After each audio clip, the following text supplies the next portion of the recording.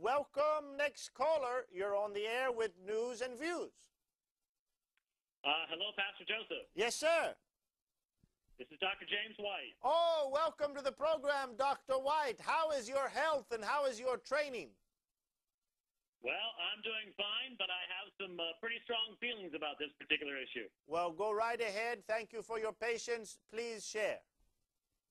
Well, first of all, it seems to me that this is a political, not a theological act, given the fact that it's taking place on September 11th. It seems to be a protest act, not a church act.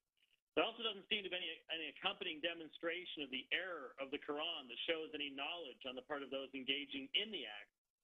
Clearly, the Apostle Paul, as David noted, had read books that were opposed to the truth. He quoted from those sources. He could not have done that had he been burning books. I would like to suggest that we should be buying Quran like you have on the desk when you and I do programs together and studying them, as you and I both have, so we can proclaim the gospel and demonstrate that Muhammad was not a true prophet and that the Quran is a denial of the truth found in Jesus Christ, rather than putting up artificial barriers through the burning of the Quran that could keep us from being able to do that. Putting a stumbling block before unbelievers without giving the gospel is just simply foolishness. I'd like to say to Dr. Jones, I hope you can hear me. I know we're having some Skype problems.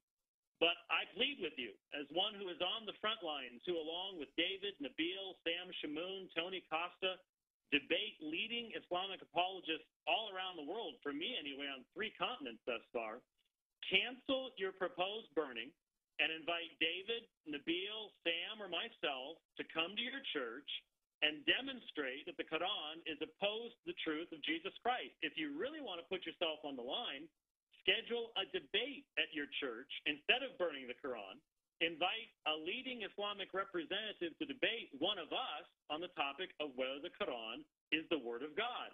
I think that would accomplish a whole lot more than putting Christians on the line in other nations and not accomplishing anything in the proclamation of the gospel. Oh, Dr. White, I want to go to Dr. Jones. Before I do, let me just say, dear brother, you know, it is interesting to me that this church of Terry Jones is a small church. I think maybe 50 people they've listed, and yet they have had international fame all over the world from this incident, and I don't know how they're using it in every case, but it could be used as a case to discuss the issues and to share the gospel. What would you say to that contention? I think we lost Dr. White. Dr. Jones, are you there, and did you hear Dr. White's comments? Yes, I did. What is your feeling of what he said? Do you have a response? Do you have a response to that, Dr. Jones? I think, as I said before, I think discussion, I think definitely we don't need to be buying Qurans and reading them. Yeah. I think that's absolutely ridiculous. We need to, in the Bible, we need to obey the Bible. I do agree that there are certain people, I would not encourage Christians to buy a Quran and read it. I believe there are probably people like David, like the man who was just on there, who are called to debate at this level, which I am not. If you are called to debate at this level, then obviously you need to read the Quran. Yes. Obviously, you need to know what you're talking about. You need to be able to do it. But I think that is a select few. I hope that we are not encouraging Christians, your normal everyday Christian, to buy a book of lies and deception, a book that is very deceiving, a book that is filled with deceiving spirits, that we are not telling them to buy that book. Yeah. If we're talking about the Davids, the man who was just on there, who are obviously called to debate the Quran, very intelligent people who do an excellent job at this, then I think that is fine for them to read it and for them to study it. I always ask why is there not one time in history? Well, why is there always room for discussion and discussion and discussion, which is fine and absolutely correct and biblical. And I would agree, discussion is probably the normal way and best way. Yes. But why is there not sooner or later a time where we climb up on the mountain and we tear the altar down? Yeah. Well, why is it not sooner or later? Why can't we one time join together and say, okay, I am not promoting general burning of Qurans or any other book.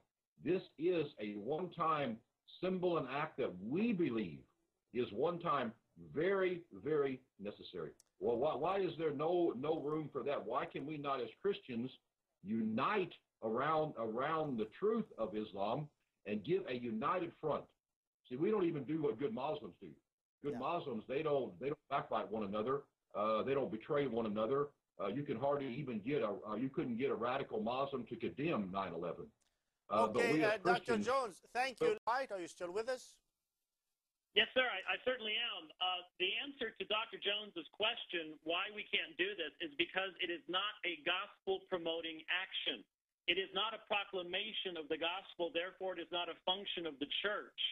That's the reason. I witnessed to Mormons for the first part of my life, and if I had gone up to Salt Lake City and stood outside the gate of the Mormon temple and burned the Book of Mormon, do you think I would have had the opportunity of doing the debates against leading Mormons there, witnessing to people, leading people to Christ? No, because I would have been putting an unnecessary stumbling block that was not the proclamation of the gospel. Brother Joseph, the gospel is the stumbling block. The gospel is the scandalon, as Paul says. Yes. We don't need to add any further scandalon to the gospel. Okay, Dr. White, I understand completely your argument, and you have a strong feeling there. Just quick question, the idea of 2 Kings 23, the idea of destroying the idols when the Reformations came. I know that you're not a strong dispensationalist, to say the least. Do you think that there's any place for church people to destroy idols, or is that completely spiritual? David was exactly right in his comments on that. He pointed out there was a completely different context. If someone came to Christ having engaged in magic practices or idols, and they want to destroy those idols, that's one thing. But I do not believe anyone at this church is a former Muslim who is giving testimony to their freedom in Christ by destruction of the Quran. Now, okay. You wouldn't be doing that on September 11th. Well, now, Dr. White, now that's the Acts 19 passage, but when we go back to King Josiah in 2 Kings 23, it wasn't an issue of people converting. It was an issue of the Jews finding again the book of the covenant of the law, making a new covenant with God to do all that was in the book of the law, and immediately they began to go and tear down the high places, destroy them, pulverize them, and actually burn them. Do you think but that Brother has... Joseph, yeah. Brother Joseph, that's because they had broken the covenant. The covenant in Deuteronomy 28 and 29 had specifically told them that if they took those idols, they would be destroyed by God. Okay. They were a theocratic people under the covenant with God. The United States is not a theocracy, and that's not what's going on 9/11. Okay. All right. Well, thank you, Dr. White, and thank you, Dr. Jones. I would just like to say that I think there is one point that perhaps it doesn't win the argument either side, but I do believe that we all need to realize there are two levels that we're talking about from a Christian perspective. You have the top-notch debaters that are PhDs and others who aren't, but are very well steeped in Islamic theology. And I agree with you, Dr. White, should be studying the Quran and are. And you're very sharp, and we thank God for you, a lion for the faith.